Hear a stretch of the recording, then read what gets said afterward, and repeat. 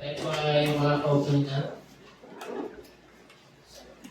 Instead, napakabuti po ng ating Panginoon. Amen. Only our God is a good God. So, kamusta po kayo mga kapatid? Silence means yes. No, good God. Kamusta po kayo, church? Mga kapatid, kamusta po kayo? Kailang all is well, duty, maayos. So, praise God. We believe that we are always mabuti sa ating Panginoon. Lagi tayong maayos ang ating kalagayan sa pamamagitan ng ating Panginoon. Dahil sa tinapos na gawa ng ating Panginoon Jesus doon sa krus ng Kalbaryo, ang ating kalagayan ay maayos. So, kahit na minsan ang sitwasyon ay nagsasabing hindi na maayos ang buhay at mahirap, we still declare that all is well. Lahat ay mabuti sa pamamagitan ng ating Panginoon. So, tuloy sinasabi natin yung mga bagay na yun, hindi natin i-ignore yung reality na ang buhay ay mahirap or tayo ay may pinagdadaan ng problema.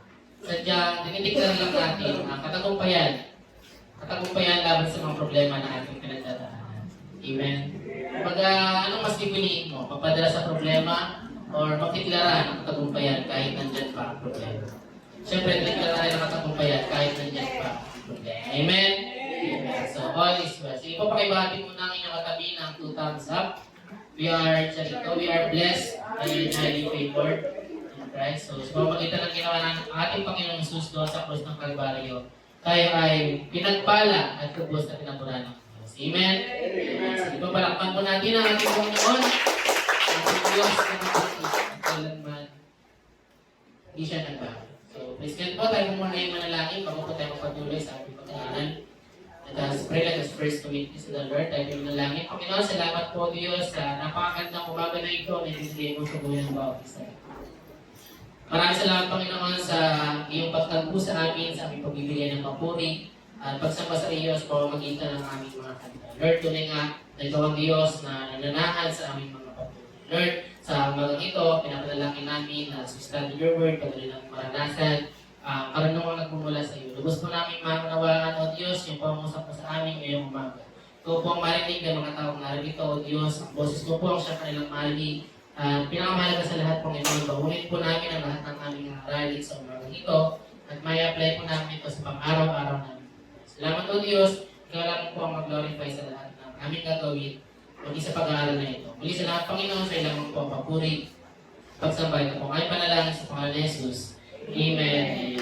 So, praise God. Wala kong pag-ulit natin ang ating Diyos. So, praise God. So, ang paglago po ay mahalaga. So, naniniwala po ba kayo na ang paglago ay mahalaga? Amen. So, ang paglago ay mahalaga. Physical growth man, mental, emotional, o maging spiritual. Lahat ng aspeto ng ating buhay ay nagre-require ng growth. At sobrang halaga ng growth. Essential ang growth. So pag sinabing physical growth, yun yung paglaki. Diba? Yun yung kasama na yung pagtaba. Okay, yun. Most importantly, yung pagtangkad. Diba? Yun yung sumatan ng physical growth eh. Saka yung mga iba't ibang parte ng ating katawan. So pag hindi ka na-grow physically, maybe meron kang sakit. Diba? Meron kang deficiency. So mahalaga na nagkakaroon tayo or dumadaan tayo sa physical growth. Ganon din sa mental growth. Dati, kung nag-isip tayo, masyadong immature.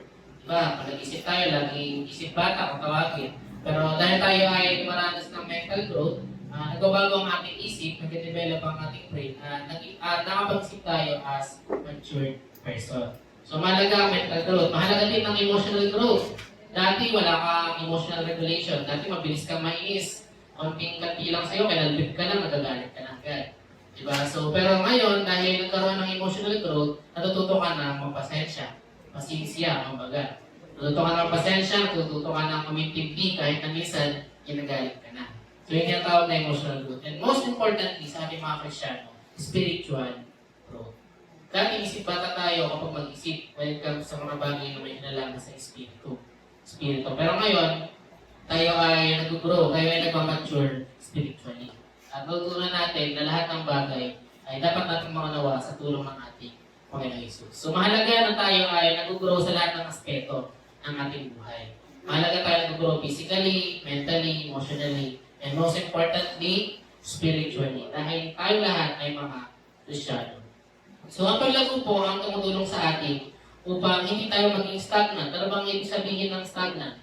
Sabihin, unchanging or hindi nagbabago. E sabi di ba ng pumusong quote na ating lagi narinig, na the only thing in this world that is not changing is change itself. Di ba? Ang tanging bagay lang sa mundong ito na hindi nagbabago ay ang pagbabago mismo. Di ba? Kasi hindi mo kayang pigilan ang pagbabago. Lahat ng tao ay nagbabago. At lahat ng bagay sa mundong ito ay nagbabago. Kahit anong gawin mo, hindi mo kayang pigilan ang pagbabago. So mahalaga na nagkakaroon ng pagbabago. At mahalaga na hindi tayo maging stagnant. So para hindi tayo maging stagnant, nandun papasok yung kahalagahan ng growth. So tinuturuan tayo ng growth na huwag maniwala sa ideyang pwede na yan. Nalagyan niyo lang po ba yung pwede na yan? Or kayo mismo sinasabi niyo na pwede na yan? Diba? Ang problema kasi, sa tuwing sinasabi natin na pwede na yan, ibinibigay lang natin yung bare minimum ng ating effort. Ano sinasabi, ano bang ibig sabihin ng bare minimum? Kumbaga yung mahiragos lang. Kumbaga yung pinaka-minimal ng effort natin. Diba? Ang problema, kapag ganun yung ginagawa natin, sa mga nagkatrabaho, minsan yun yung ginagawa nila na bakit ko gagalingan kung parehas lang naman yung sweldo ko sa isang araw. Diba? Bibigay ko lang yung sapat. Diba? Bibigay ko lang yung bare minimum para di ako patulitan ng boss ko. Diba? Minsan ganun yung paniniwala ng mga nagkatrabaho. Okay yun kung ang usapan ay pagod. Pero kung ang usapan ay growth, hindi maganda yun. Kasi kapag ang lagi mo lang pinibigay ay minimal effort at hindi ang iyong best, hindi ka talaga lalago. Kumbaga hindi mo ma-discover yung tunay mong pagkatao. Hindi mo ma-discover kung sino ka talaga. Diba? Pero kapag binibigay mo yung best mo, marirealize mo at matututunan mo kung sino ka talaga. So, tinuturuan tayo ng growth na huwag maniwala sa idea na pwede na yan. Perfect example ng growth ay sa tuwing tumitingin tayo sa halaman. Diba? Kapag tumitingin tayo sa halaman, makikita natin ang paglago. For example, tumingin tayo sa isang halaman. Kasi po kayo ng isang halaman, kung magandang halaman. Ang ganda lang. Isang pagita. Ano lang, for example, the rose. Diba? For example, the rose. For example, the rose. Kapag tumitingin tayo sa isang rose, makikita natin yung halaga ng paglago. Marirealize natin na kaya naging maganda yung rose ay dahil tumaan siya sa proseso ng paglago. Bago maging rose, ang isang rose, siya muna ay naging, naging-rosaryo. Siya muna ay naging, siyempre naging buto. Diba? Naging buto muna siya, bago siya maging magandang rose, bago niya nakuha yung matingkat na kulay niya red, and also yung mga tinik-tinik niya, nagpapagaling sa kanya. Tumaan mo siya sa pagiging buto. Diba? So, kung tumingin tayo sa halaman, makita natin yung kahalagahan ng rose. So, tulad ng halaman, mahalagayin na tayo mga Kristiyano ay patuloy na lumalago. Amen po ba? Amen? Amen. So, mahalaga na tayo ay lumalago. Hindi maaaring kung ano tayo noon, ay ganoon pa rin tayo hanggang ngayon.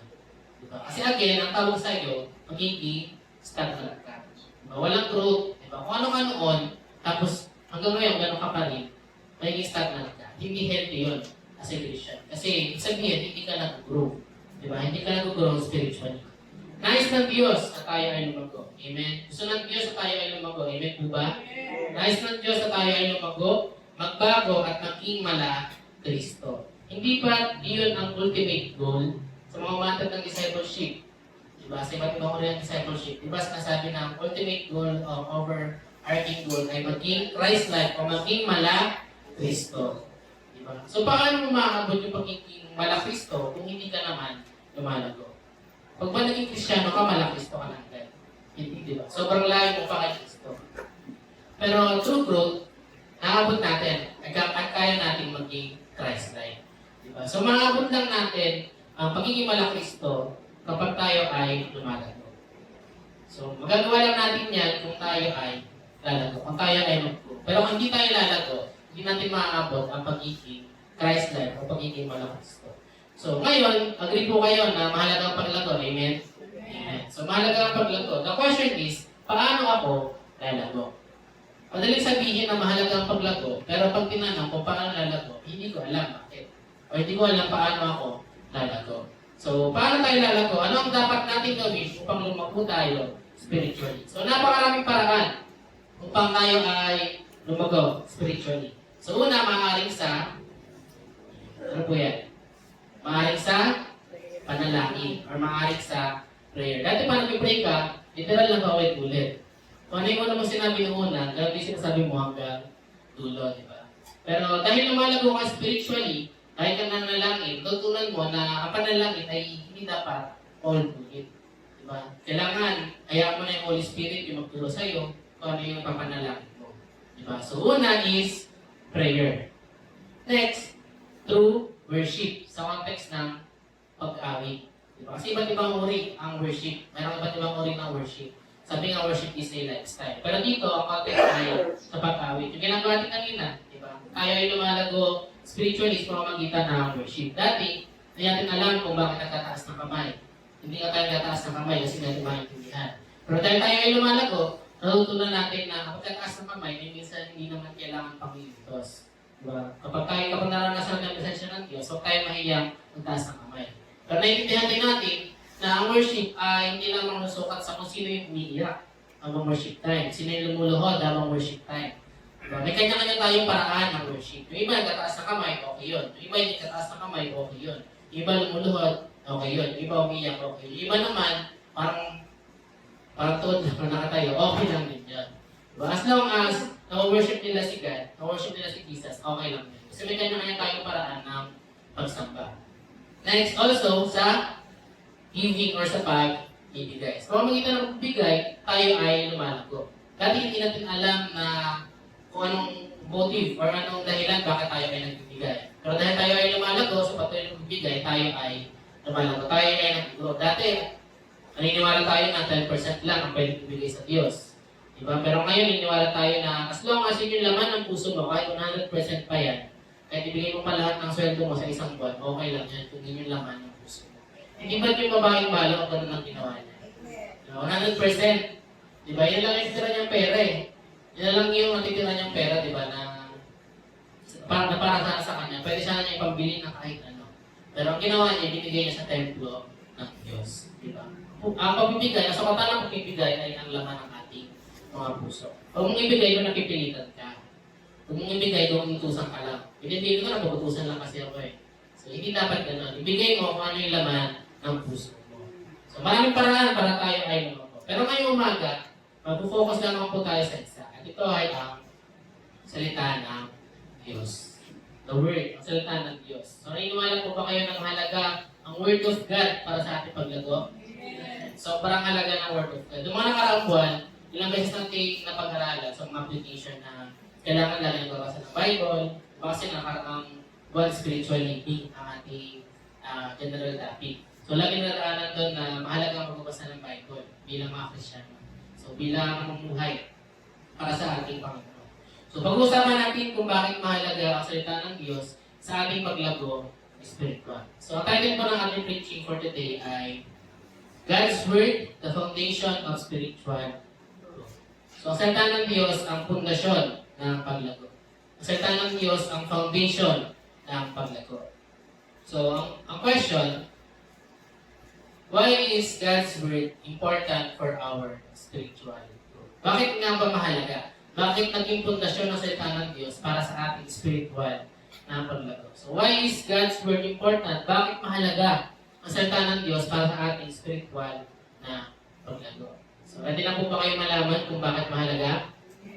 Amen. So, bakit mahalaga ang salita ng Diyos para sa ating paglago? So, point number one. It is important because God's Word is our spiritual food. Narinig niyo na po ba yan? Narinig niyo na po ba yung mga katagang ng salita ng Diyos ang ating spiritual na pagkain or ating spiritual food? So, ang salita ng Diyos ay ang ating spiritual na pagkain.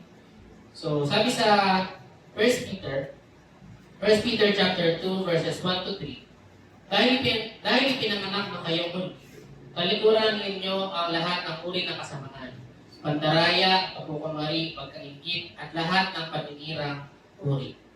Sabi ko sa naka-highlight, gaya ng sanggol na bagong panganak, manabig kayo sa dalisay na gatas na spiritual upang ano daw? Upang lumago kayo. Hanggang makaktan nyo ang ganap na kaligtasan ngayong naranasan ninyo ang kabutihan ng Panginoon. So sa version ng God's Word sa English, Maganda yung translation niya. Sabi dito, so get rid of every kind of evil, every kind of deception, hypocrisy, jealousy, jealousy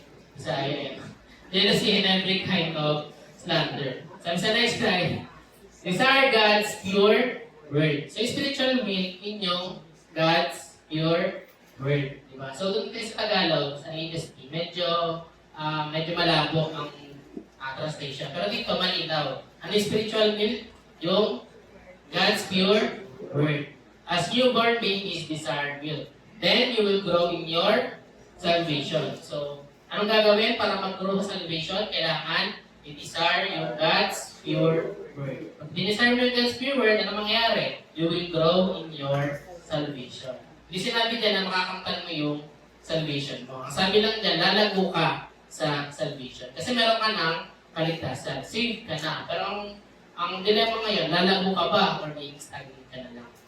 Diba? Yun ang laging usapan eh, diba? Lalago ka ba or habang buhay ka na ganyan? Certainly, you have tasted that the Lord is good. So, malinaw po na ang salita ng Diyos ang ating spiritual na pagkain. Specifically, ang ating spiritual milk. Diba? Ang spiritual milk ay para sa mga bata. Diba? Kahit hindi spiritual, diba? Sa mga kahit yung milk lang na natural na ginagawa dito sa ating mundo. Yung gatas ay para sa mga bata, di ba? Hindi yan ang gatas ay para sa mga bata. Kasi hindi nila kayang kumain ng solid foods. Di ba nila kayang kumain ng mga karne, di ba? Di ba pakainin mo yung bata ng sinigang. Di ba? Paano niya lulunukin yan? Di ba? Isa ba lang? Di ba? Pero usapang basic lang para makakain yung bata, para mayroong nutrients na pumasok sa kanyang katawan. Bibigyan mo siya ng gatas. Diba? Iba yung composition ng gatas para sa bata at para sa matanda. Diba? Kaya merong specifics para dyan. So sa Bible, maraming beses po na inihalin tulad ang salita ng Diyos sa iba't ibang uri ng pagkain at hindi lamang sa gatas. So ano yung mga pagkain na yun? So una, kung ang sinabi kanina is yung milk o yung gatas. Spiritual milk, unang beses na inahalin tulad ang salita ng Diyos sa gatas. Pangalawa, ano po ito? Steak. Steak yan, steak. Ano yan? Steak. Diba? Steak. Nagutom tuloy ako. Ano muna tayo? Steak, diba? So, steak or solid food or meat. Sabi sa Hebrews chapter 5 verses 12 to 14. So, ang context ng Hebrews 5 ay tungkol sa teaching of righteousness.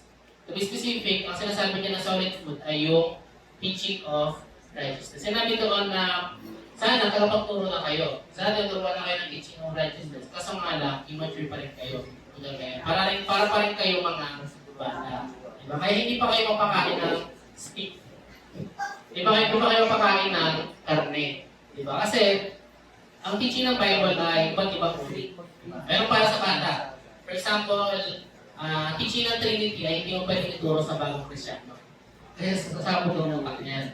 Sasabog ang ulo niya. Hindi niya maintindihan marami. Magkatanong yan, magkatanong. Mas marami pa yung tanong kaysa dun sa sagot. Kasi yung panasagot yung tanong, magkatanong na naman yung panibago. Pero, pwede mong ituro sa bagong Kristyano ang teaching ng salvation. Kasi, basic yan, di ba? Foundation niya ng ating belief, ng ating faith, di ba? So, mayroong mga teaching na para sa mga bagong Kristyano at para sa mga, sabihin ko ba, matatandang Kristyano. Kasi matured na lang. Gusto nyo yung pag-English talaga, hindi na nasaktan na yun. Para pag nagkakalan. Iba-ayos talaga yun.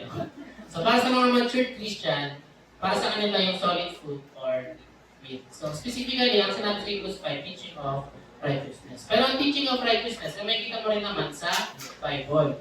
So, pwede mo rin sabihin na ang Bible ay kinumpara sa solid food or meat. Next one, ano to? Ano po yan? Honey, matamis. Diba? So, sinabi yan sa Psalms 119, verse 100. So, sinabi doon na kasalita ng Diyos ay parang pulot. Diba? Matamis. So, meron na tayong milk, meron na tayong solid food, meron na tayong honey. Next, ano po ito?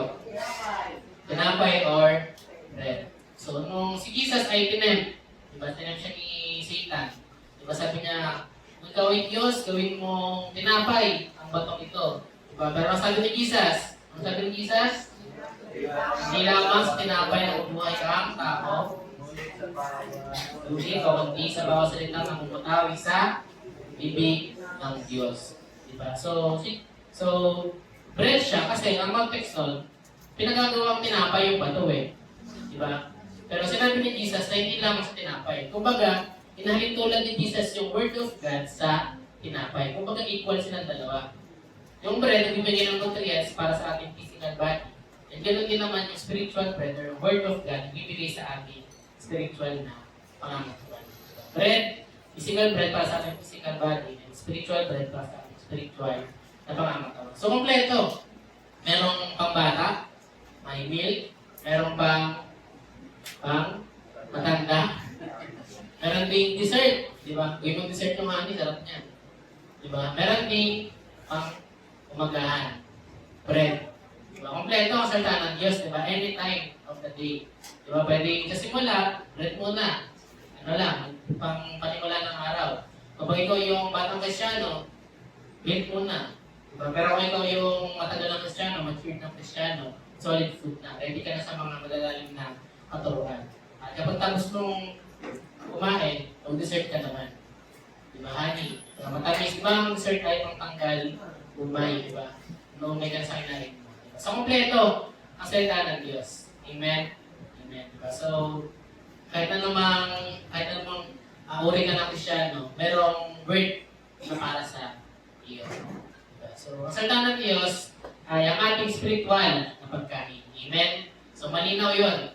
Crystal clear na ang salita ng Diyos ang ating spiritual na pagkain. Ngayon, kayo po ay aking tatanungin.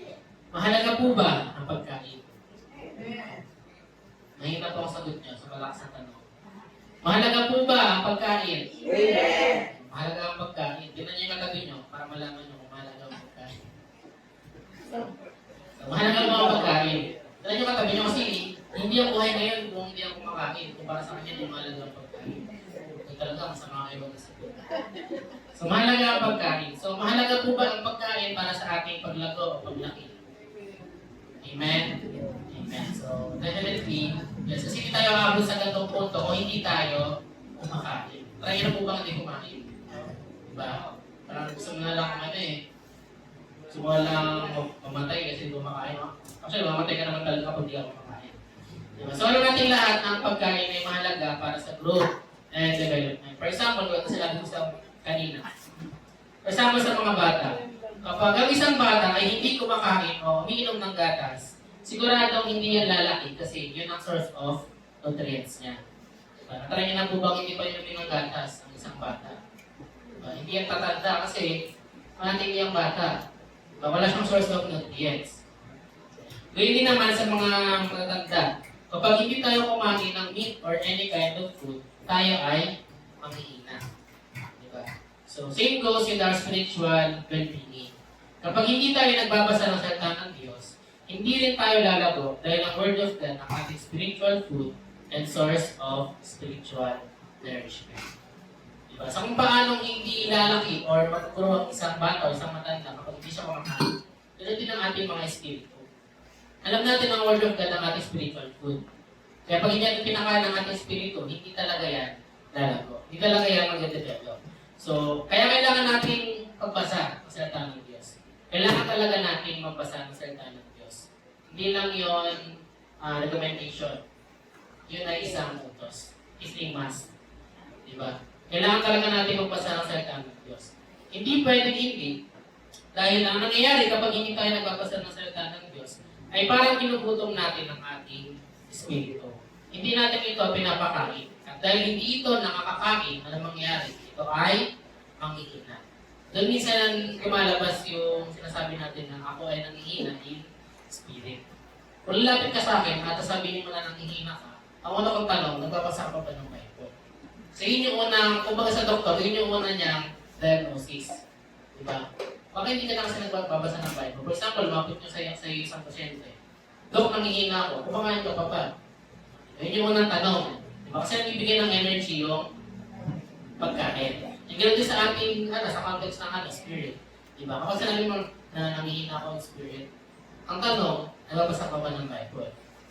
Kaya siguro nangihina ka kasi hindi ka na nagbabasa ng Bible. Pero, nag-get me wrong, syempre hindi pagbabasa ng Bible ang source ng panghihina. Marami ding source ng panghihina. Maybe, problems, diba, iba't ibang mga sitwasyon. Hindi ko sinasabi na kapag nangihina ka, ibig sabihin hindi ka agad nagbabasa ng Bible.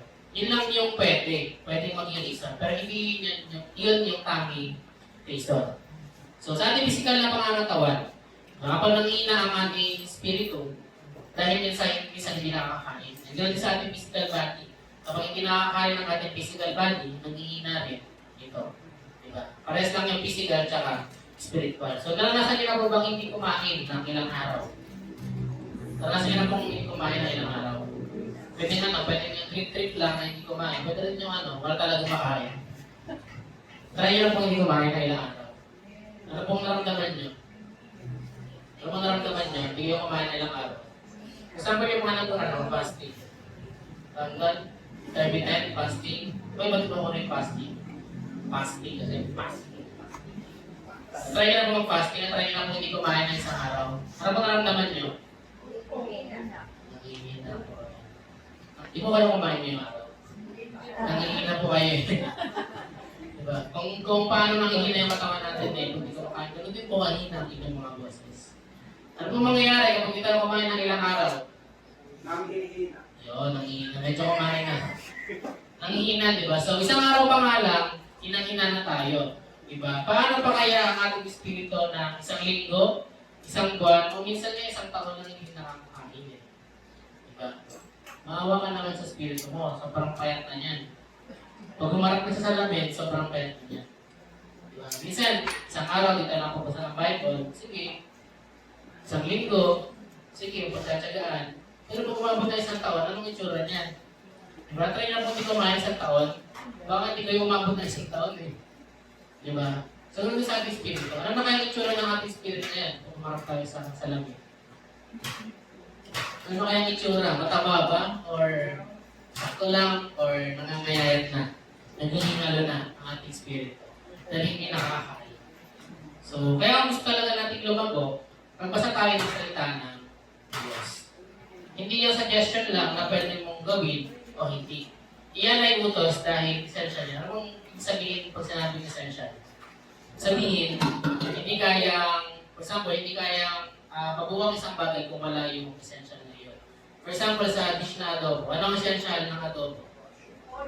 Toyo, diba? Kasi hindi may adobo ang adobo kung walang toyo.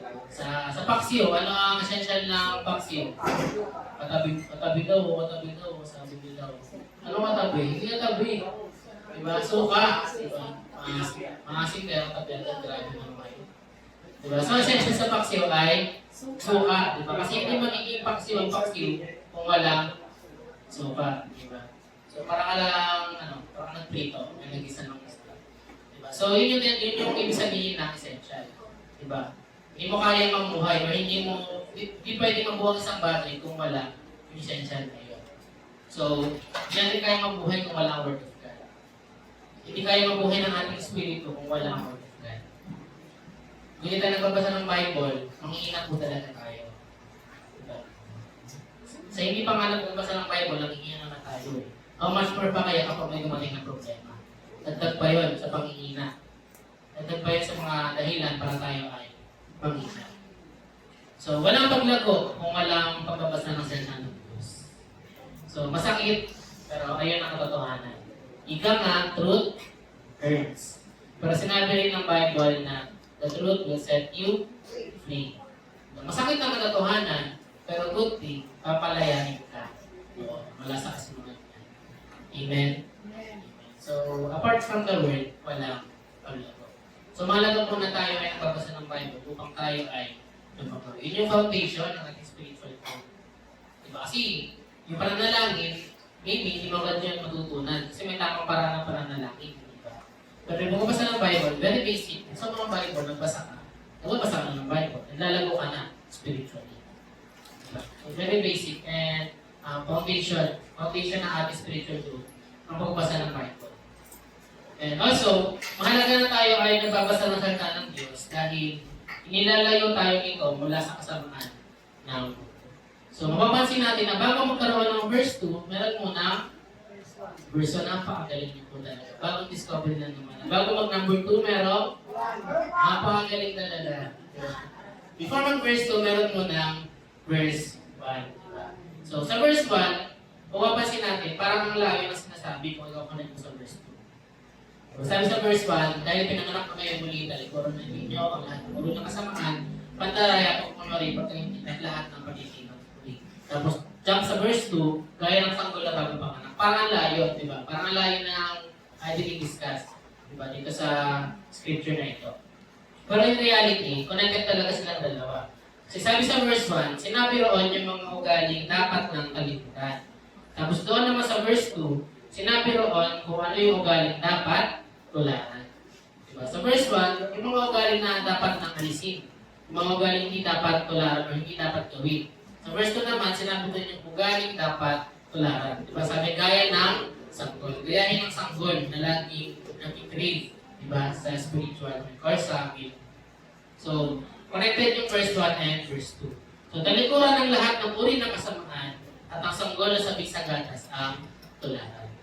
Diba? So, mahalaga ito dahil mahalaga malang natin ito dahil pinapakita sa mga verse na ito na para matalikuran mo kasamaan sa mundo, kailangan mo itong palitan ng pananabik sa salita ng Diyos. So, isipin natin, may isip mo pa bang gumawa ng masamang bagay kung in the first place, puno na ng salita ng Diyos ang iyong isip? May isip mo pa bang gumawa ng masamang bagay kung in the first place, puno na ng salita ng Diyos ang iyong isip? Anong space? Ano pang space para sa masamang bagay kung puno na ng salita ng Diyos ang iyong isip? So, paano malalagyan ng masamang bagay ang kaisipang puno ng mabubuting bagay? Kaya nga laging payo, palagi tayo magbasa ng Bible. Kasi ang ating isip na walang laman, maraming space ang kaaway para lagyan. Diba? Pero kung palagi ka ng kaaway na wala na marami ng laman yung utak mo, for word of God, magkakatay pa ba siyang lagyan niya ng panibago? Diba? Hindi na. Kaya ang panlaban sa panluloko ng kaaway, sa gawa ng kaaway, ay salita talaga ng Diyos. Kaya kung gusto natin ng paglago at pagbabago, magbasa tayo ng salita ng Diyos. Yan lang ang only goal for our growth and para sa pag-renew ng ating kaisipan. Diba? Yung mga ugali sinabi dito na pandaraya, nandaya po ba kayo? Okay, so ano lang naman kasalamay lang pag itong eats. Pag-ukunwari, diba? Pagka-hingit, nahingit po ba kayo? Sabi dito, at lahat ng paninirang puri, aka cheese, esposo, or chismis. Ano gusto yung tawagin na? Diba? So, hindi mo talaga maalis yung mga ganong ugali kung hindi ka nagbabasa ng Bible. Diba? Kasi lahat yung lalagyan ng kaaway ng wrong mindset ng maling kaisipan kung hindi ka nagbabasa ng Bible. Kasi makikita nyo, wala namang laman yung utak mo wala namang laman yung isip mo Diba? Kaya lagyan niya ng mga ibang bagay. Pero pag nakita niya na yung utak mo maraming laman ng Word of God, may ilalagay pa ba siya? Diba wala na? Kaya lamanan muna ang ating utak. Unahan natin alamanan ng ating utak ang salita ng Diyos. Para wala ng space ang kaaway para lagyan ng mga masamang bagay. Amen? Amen. So, kung gusto natin lumago, gusto natin ma-overcome yung mga attitudes and behaviors na hindi maganda, hindi nagbibigay ng glory sa Panginoon. Word of God lang ang kanyang paraan. Para pa rin niyo ang ating mind.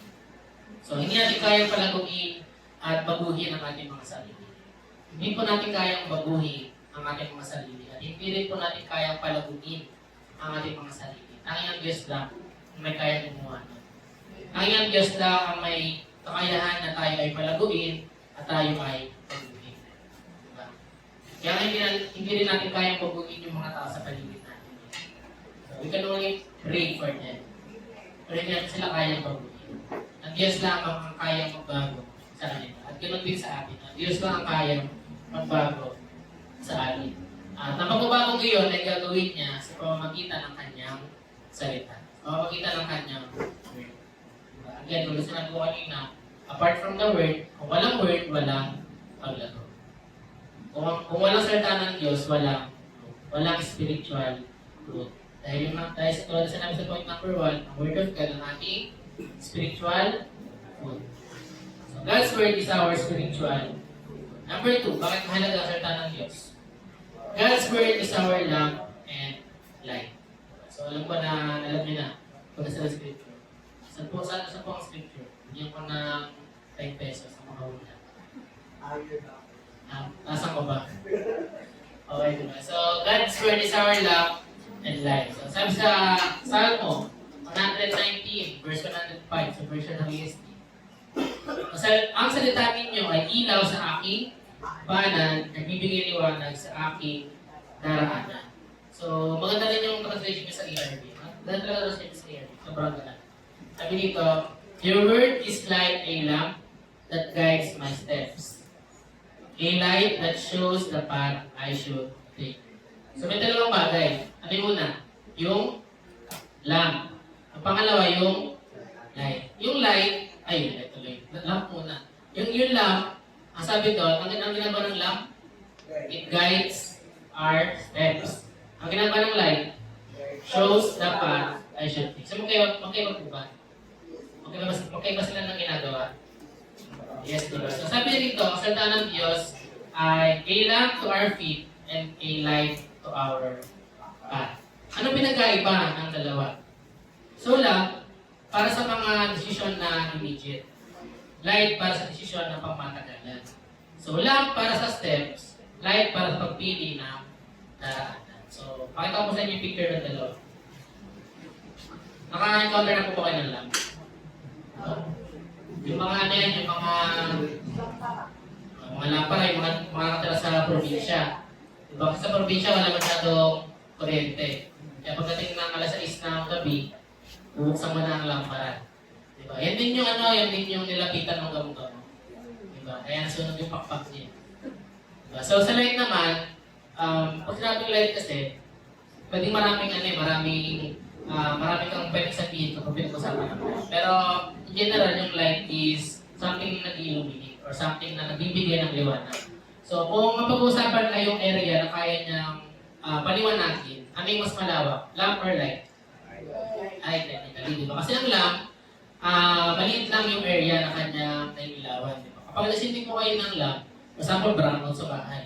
Kung nilaw mo yung lamp sa kusina, ang may ilawan lang ay yung kusina. Kung nilaw sa sala, ang may ilawan lang ay yung sala. Pero kapag merong light, for example, sunlight. Yung sunlight, di ba, liwanag ng araw, di ba? Yun, sakit nga sa mata ng liwanag. Pakasarado nga ang pinto. Yung connection na yun. So, kung sinabing light, marami mo rin ng light eh. Di ba? So, kapag ang usapan ay lawak ng kaya niyang illuminate, or kaya niyang paliwanagin. So, mas malaki ang sakop ng light. Ngayon, magawa natin sa verse. Parang ganito ang nangyayari. So, gusto mo patayin ko yung ilaw. May lamp po ako dito. Huwag na. Wala nang masagot. Imagine na lang. Imagine na, pikit po ka. Hindi mo kayo nakapikit eh. Nakahilat ako eh. Sige, for example na nakapatay yung ilaw. Diba? Una yung lamp. Kapag binuksan mo yung lamp, diba meron kang lamp. Ang lamp, di ba yung nakawakan? Kasi di mo lang pwede hawakan ng apoy. Try niya kung mahawakan ng apoy. Si Karena ka ba? Parang mahawakan ng apoy. Diba? Hawakan mo yung lamp. Andun yung ilaw. Diba? So, for example, na namatay ang ilaw. Ngayon, ako, kailangan ko mag-step. Kailangan ko makbang. Diba? Pero, para makapag-step ako, syempre wala akong ilaw. Kailangan ko ng lamp. Bababa ako para makita ko yung dadaanan. Kasi baka pagtapa ko, merong jackpot. Diba? Nakapak ba ako ng jackpot? Diba? So, baka sa gilid, merong bato. Diba? So, mahalaga na merong lamp para alam ko na yung next step ko ay tama. For example, may ano dito, jackpot dito, makaiwas ako. May bato dito, makaiwas ako. Diba? So, sa tulong ng lamp, nagiging tama yung mga steps mo. Nagiging tama yung maliliit mo steps. Kasi merong lamp. Ngayon naman sa light, ang ginagawa ng light, iniilawan niya yung buong daan. For example, natuntak sa dalawang daan. Left and right. Left, right. Left, right. Natuntak sa left, tsaka right. Kung walang light, kung meron ka ng lamp, alam mo lang na merong dalawang daan. Pero hindi mo alam kung ano doon yung tama.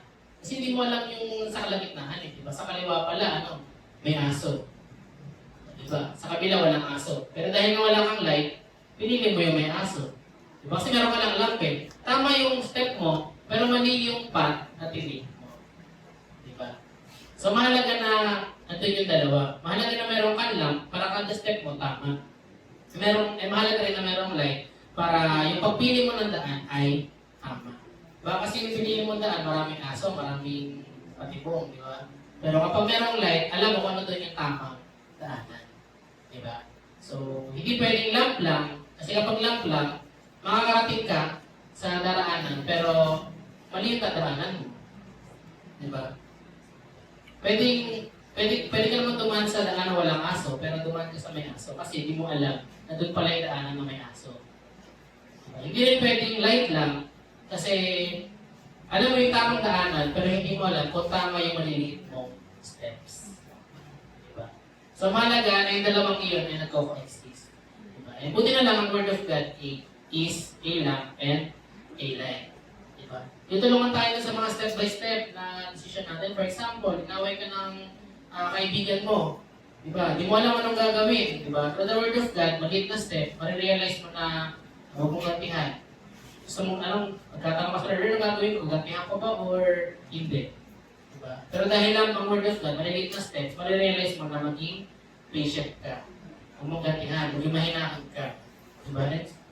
Kung usapan namang life, diba? Lord, anong nitake kong course sa college? Lord, anong trabaho ang kukunin ko ngayon? Nag-a-apply ako. Diba? So kung lamp lang yung hawak mo, hindi mo alam kung ano dapat yung titipat. Pero dahil mayroong light, alam mo kung ano yung tama. Diba? So mahalaga na nagka-coexist yung dalawa. Mahalaga yung dalawang bagay. Mahalaga yung lamp at light. Buti na lang yung Word of God is parehas lamp and light. Amen? Amen. So ano mang sitwasyon ng buhay, in short, ano mang sitwasyon ng buhay, maasahan natin ang salita ng Diyos. It's a lamp on our feet and light to our Pat. Naghahalo lagi. So, Pat. So, ang ating buhay ay isa ring napakahabang lakbayin. Diba? Sabi ni Paul, ang ating buhay ay parang karera. Diba? Isang lakbayin. At sa lakbayin ito, dumaraan tayo sa iba't ibang uri ng daan. So, mayroong daan na napakaliwanag at mayroong din namang daan na napakadilim. Ngayon ang tanong, paano kung mapunta tayo sa daang napakadilim? Yung tipong wala na tayong makita at hindi tayo sigurado sa bawat takbang natin. Ano ang gagawin natin? Paano kung mapunta tayo sa daanan na sobrang dilim? Anong gagawin natin? Diba? Kasi ang buhay ay parang mahabang lakbay.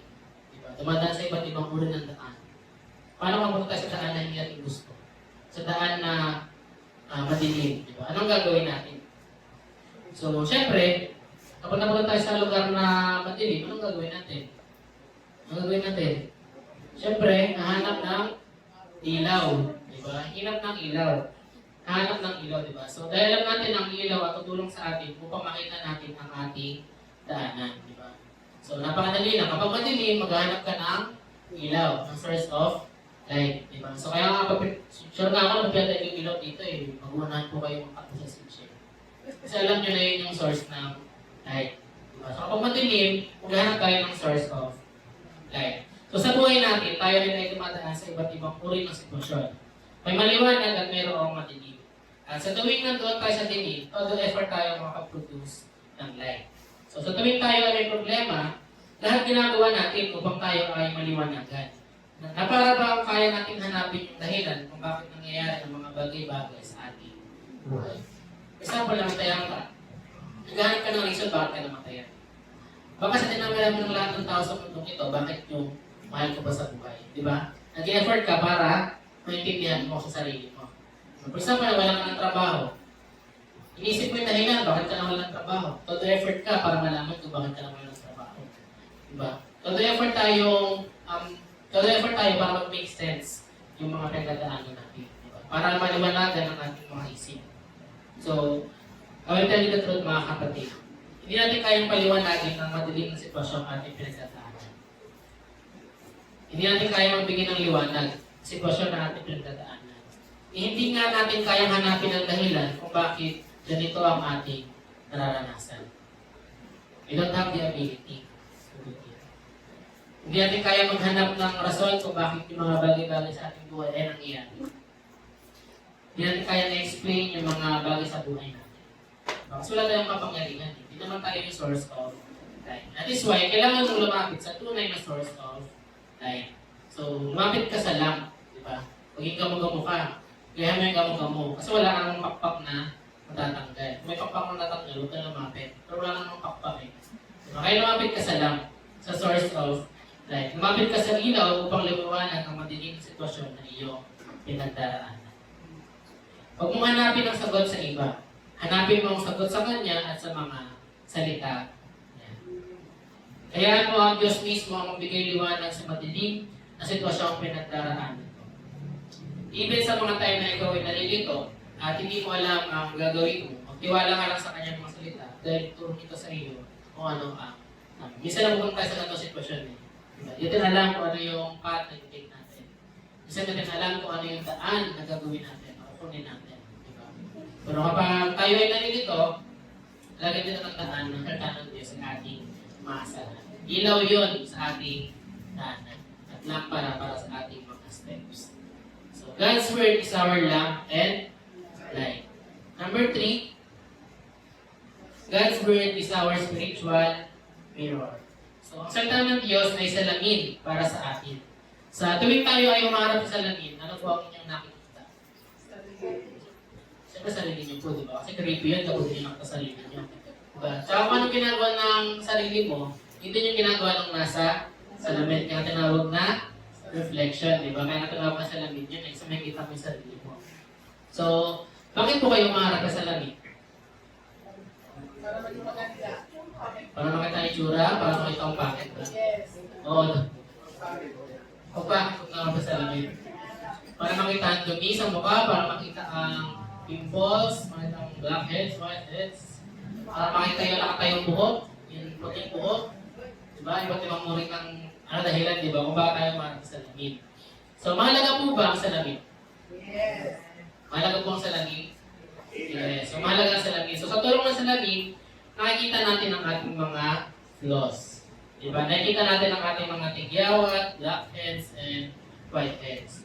So in short, nakikita natin yung mga bagay na dapat natin ayusin sa pamamagitan ng salamin. So ngayon, sabi sa point number 3, ang salita ng Diyos ay salamin. God's Word is our spiritual mirror. So bakit naging salamin ang salita ng Diyos? Sorry, the verse ko. So Santiago Santiago 1, verses 20 to 24. So, huwag lang kayong makinig ng salita ng Diyos, kundi ang gagawin, kundi gawin din ninyo ang sinasabi ito. Dahil kung hindi, ito ngayon, bakit may salamin ng salita ng Diyos. Dinadaya lang ninyo ang inyong sarili. Dahil kung nakikinig lang ang isang tao sa salita ng Diyos, at hindi niya naman ginagawa ang sinasabi ito, katulad siya ng isang taong ang ginawa, na nalamig. At pagkatapos makita ang sarili ay umaalis ito at agad kinakalimutan ang kanyang itsura. So malinaw, ang salita ng Diyos ay salamin. Ating spiritual mirror. Sa pamamagitan ng salita ng Diyos, nakikita natin yung mga bagay na dapat natin ayusin. Nakikita natin yung ating spiritual na kalagayan. Tulad na sinabi ko kanina, sa pamamagitan ng salita ng Diyos, makikita mo kung espiritu mo ay mataba, sakto lang, or ayan. Diba? Kasi mirror yun eh. Diba? So ngayon, gusto ko pong imagine nyo to. Pikit po kayo. Ngayon, pikit na kayo ngayong araw. Hindi ka naman bilang eh. Wala po kayo pumikit. Imagine na lang. Hatiin na lang kayo sa talaga taas. Kasi po natin kayo sa amin, disturb na yun. Imagine nyo po ito. Kayo po ay umarap sa salamin at nakita nyo mayroon kayong bahid ng kuling. Ano ang inyong gagawin? Ang gagawin? Wow, grabe. Ang hirap ng tanong na yun, pero nasagot ko pang napakabilis. Diba? So tatanggalin, diba? So napakadaling tanong na mayroon ding napakadaling sagot. Tatanggalin.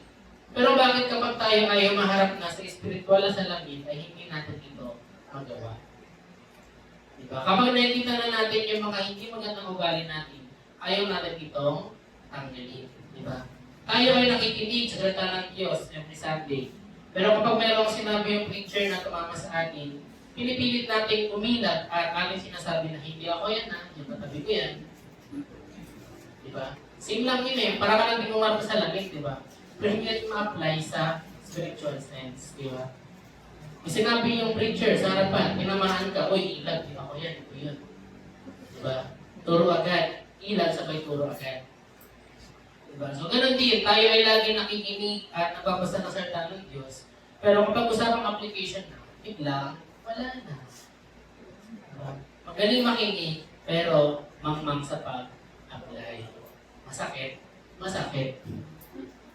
Kaya kapag ginaral ko, sabi ko, aray ko. Sakit. Sakit. Kasi yung salita ng Diyos ay double-edged sword. Kasi siyang pang-review, pang-correct. Diba? So, masakit, pero yun yung truth eh. Diba? Yun yung truth yung papalaya sa atin. Kata ng ilok ko. Ay, napapapapa ko sa lamin. Kailangan ko marap sa lamin. Mula na ako. Sige, tuloy tayo. Ang salita ng Diyos ay salamin natin.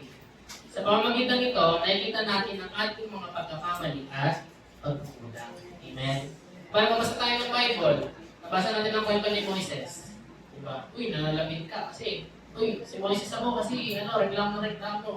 Ayaw lang ayaw. Di ako, iba na lang, diba? Para sa spiritual error, diba? Siguro mga karakter. Diba? Uy, yun ako. Samson ako, may ligaw pumatay, diba? Diba, si Abel, diba? Uy, si Cain ako kasi nahinggigin ako. Diba, hingitera ako eh. Diba? So, kapag nabasa tayo ng Bible, nakikita natin ang ating mga sarili. Diba? So, ang tanong, willing ka bang baguhin ang iyong mga pagkukulang kapag ito ay nakita mo na? O patuloy mo lang ito babaliwalain at sasabihin sa iyong sarili na, hayaan mo na. Okay na yun. Hayaan mo na. Ano lang naman yan, minsan ko naman ginagawa yun. Okay lang yun. Diba? So mga kapatid, wala pong silbi ang ating pakikinig tuwing ko kung hindi naman ito nakikita sa ating mga buhay.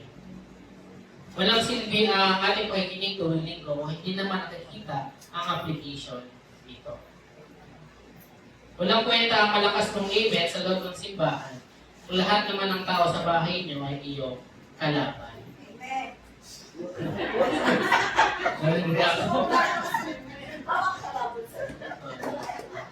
Malakas ang amen kasi walang kalaban. Ganyan. Diba? So walang kwenta yung malakas mo amen. Amen, praise the Lord. Diba? Parang sa bahay, lahat ng tao sa bahay mo, kaaway mo. Diba? Wala silbi yung amen mo sa loob ng simbahan kasi walang application. Diba?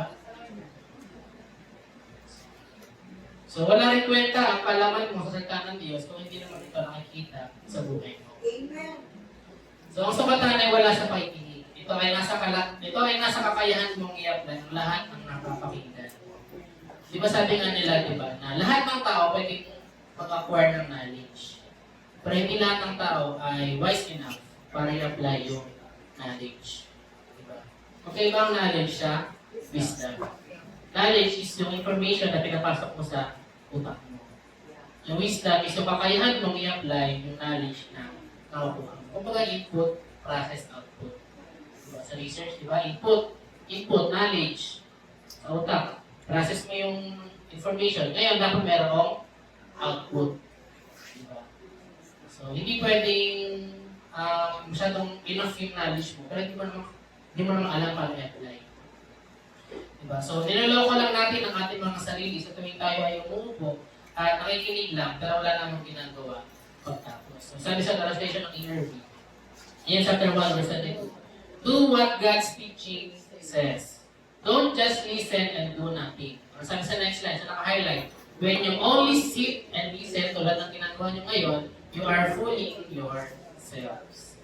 When you only sit and listen, kapag nakaupo ka lang itong linggo at makikinig, pero wala namang application, anong ginagawa mo? You are fooling yourselves. Ginagawa mo mong ang sarili mo. Niloloko mo ang sarili mo. Diba? Huwag ka lang makinig kung wala namang application. Kasi walang essence yung pakikinig. So huwag mong gawin sermon ang magulang mo ang salita ng Diyos na pag pumasok sa kabila, ilalabas mo lang din sa kabila. Sermon ng magulang, ganyan ginagawa eh. Para sa kabila, labas sa kabila.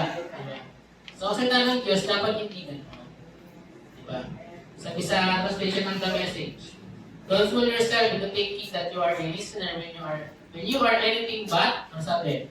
Letting the word go in one ear and out in other. Diba? isipin na matalino ka kung ang ginagawa mo lang naman ay pasok sa kabila, nilabas sa kabila. Sabi sa naka-underline, anong gagawin? Ito yung mahalaga. Anong gagawin? Act on what you learn. Gawin mo kung ano yung napapakinggan mo. I-apply mo kung ano yung napapakinggan mo. Those who hear and don't act are like those who glance in the mirror, walk away, and sinabi ko, and 2 minutes later, have no idea who they are, what they look like. Diba? Ano masasabi niyo sa tao mo marami sa labi, pero after ng 2 minutes, hindi na alam pag itsura niya. Makakalimutin, di ba? Makakalimutin. Kasi bakit makakalimutan itsura mo yun. Itsura ng ibang tao yun, gets pa. Diba? Pero, pag nakalimutan mo yung itsura mo, yung state mo, spiritual state mo, so, mayroong problema. So, kailangan hindi ganoon ang ginagawa natin. Kailangan yung tayo nakaupo at nakikinig. Kailangan hindi lang tayo pasok sa kabilang tayo at nilabas sa kabila. Kailangan i-apply natin sa ating mga buhay. So, i-apply ang lahat ng napakinggan at nababasa sa salita ng Diyos. Ito po ang pinakamahalaga, mga kapatid. So, ang sukatan ng knowledge ay hindi sa kung ano yung information na naaalala mo tuwing linggo. Ang sukatan ng knowledge, ang pagiging wise, ay kung ano yung mga na-apply mo pagtapos ng linggo. Diba? Kaya mo bang i-apply yung mga tutunan mo from Monday to Saturday? Or Kristiyano ka lang sa loob ng simbahan, pero paglabas ay hindi. Kasi madali po maging Kristiyano sa loob ng simbahan. Kasi magmumura ka pa dito sa loob. Magmumura ka pa dito sa loob. Di ba hindi naman? Kasi Kristiyano yung mga kasama mo eh, di ba? Pero pagdating mo sa labas, baka doon malakas ka. Kasi bawal naman para sa labas, kasi alam mo kasama sa'yo eh. Di ba? Madali maging Kristiyano sa loob ng simbahan, pero kung nasa labas ka, Kristiyano ka ba talaga? Bakit ginagawa mong David kapag Kristiyano na sinusuot yung linggo pero hinuhubad kapag Lunes hanggang Sabado? Eh kung gano'n, sana araw-araw na lang linggo para araw-araw ka rin Kristiyano. Diba? So ang pagka-Kristiyano ay hindi lang itong linggo. Ang pagiging Kristiyano ay araw-araw. Yung ngayon tunay na test eh. Diba? Kasi again, madali ba Kristiyano sa labang simbahan, pero kapag lumabas ka, yun yung subok. Yun yung pagsubok kung talaga pag Kristiyano. Kaya kailangan mo i-apply lahat ng tutunan mo kapag linggo. Para hindi ka ma-deceive, para hindi mo niloloko sarili mo, para hindi mo ma-fool. Diba? Para hindi mo ma-fool ang iyong sarili. Diba? So i-apply ang napapakinggan at ipabasa sa salita ng Diyos. So amen? Amen. So mahalaga po na i-apply ang ating natutunan. So sino na kayo yung ating 3 points? Tapusin na po natin ito kasi ang katilan ng ilok ko. So point number 1, God's word is our spiritual food. Point number 2. God's word is our life. And number 3. God's word is our spiritual mirror. So, set up ng Diyos ang ating spiritual na pagkain. Ito ay lampara at ilaw sa ating daraanan. Ganun din ito sa langit para sa ating spirito. Ngayon, meron ng knowledge, agad tulad sinabi ko kanina, meron ng knowledge, ang kailangan na lang ay magkaroon ng application. So, yan ang ba yung information? Ayan, pa-process natin and i-apply natin. So, ano yung application or ano yung output? So, life application. Life application number 1, syempre, read God's Word every day. Sabi dyan, every day. Ang araw-araw po ba ay once a week? Ang araw-araw po ba ay alternate na araw sa isang linggo? Every day is every day. Diba? Every day is araw-araw. Lalo Lunes hanggang linggo, tayo ay magbasa ng salita ng Diyos. Amen. Para sa mga journal, medyo madali na lang naman yun. Diba? 2 chapters na lang kada araw. Diba? Hindi yung kabasa ng Bible sa tuwing pasahan ng journal. Aray ko. Para sa mga nagkatrabaho, pwede namang 1 chapter a week. Diba? Kasi siyempre, gusto na naman natin yung pagka-busy nila. Pero ano mong business ng buhay, hindi natin dapat kakalitaan ng Word of God. Amen? Amen. So, tinanong kayo husgan ng Lord kung isang chapter lang ang binabasa niyo. Isang chapter, basta lagi isang 190. Okay. Point number 2, rely on God's Word always. Lagi mag-rely sa salita ng Diyos. Alam mo sa sitwasyon ng buhay, nasa ampat ka man ng buhay, lagi mag-rely sa salita ng Diyos. Huwag ka mag-rely sa sinasabi ng katabi mo. Huwag ka mag-rely sa sinasabi ng kapwa mo or ng tao sa paligid mo. Pwede kang humingi ng payo sa kanila, pero siguraduhin mo ng na umasa ka talaga sa salita ng Diyos. Palagi. Number 3, apply God's Word everywhere. Saan man tayo, anumang araw tayo, sa isang linggo, apply natin yung salita ng Diyos. Amen? Kaya po ba? Kaya po sa tulong ng ating Panginoon. So once again, basahin po natin ating life application. Number 1, Read God's word every day. number 2, Rely on God's word always. and number 3, Apply God's words everywhere. number 1, read God's Word every day, rely on God's Word always, and number 3, apply God's Word everywhere. Ating bigay niya, through Christ, I will read, apply, and rely on God's Word. So, basahin natin ang sabay-sabayan, hindi sabaw-sabaw na parang walang kain. Okay, ating bigay niya, through Christ, Through Christ, I will read, apply, and rely on God's word. once again po, sabay-sabay pa, through Through Christ, Christ, I will read, apply, and rely on God's word. through Christ, mapagkitan pa ng ating Panginoong Jesus, kaya natin basahin, babasahin natin ang salita ng Diyos, babasahin pa natin ang salita ng Diyos, and i-apply po ba natin? Doon lang po ba tayo asa? So we will read, apply, and rely on God's word. Di ba tayo ay tumayo at padalawin? Salamatan po natin ang ating Diyos.